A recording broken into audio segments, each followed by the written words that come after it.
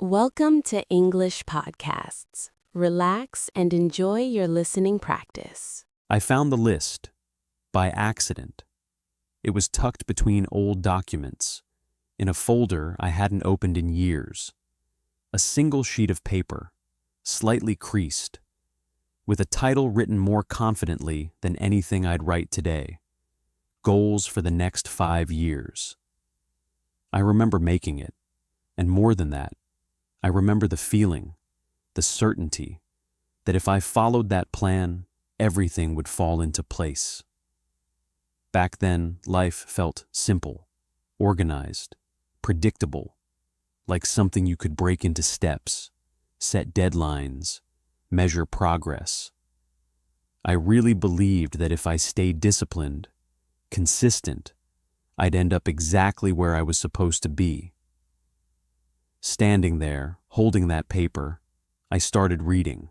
Some goals were practical, career milestones, financial targets, the kind of things that look good on paper. Others were more personal, but even those felt structured, like tasks to complete, not moments to actually live, travel here, achieve this, become that.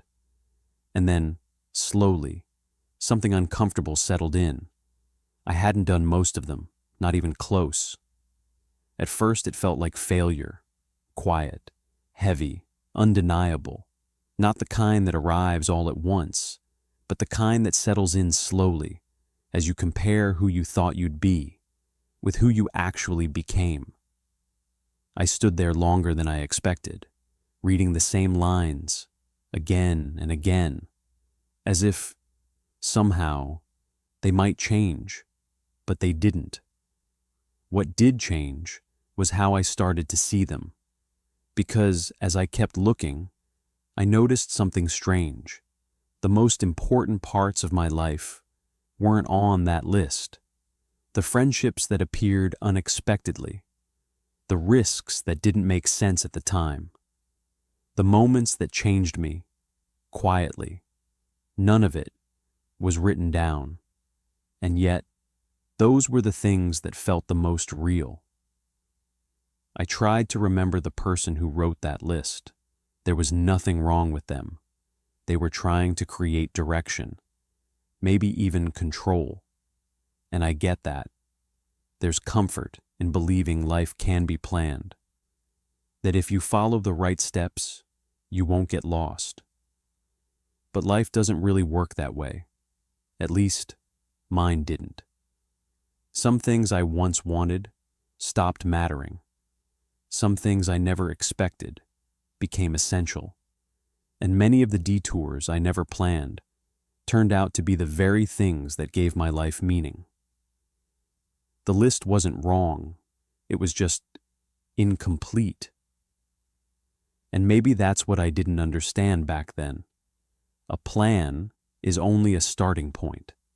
It can't predict who you'll become or what you'll discover along the way. It doesn't grow the way you do. I folded the paper and put it back, not because I wanted to forget it, but because I didn't need to carry it anymore. For a long time, I thought progress meant moving closer to a version of life I had already defined.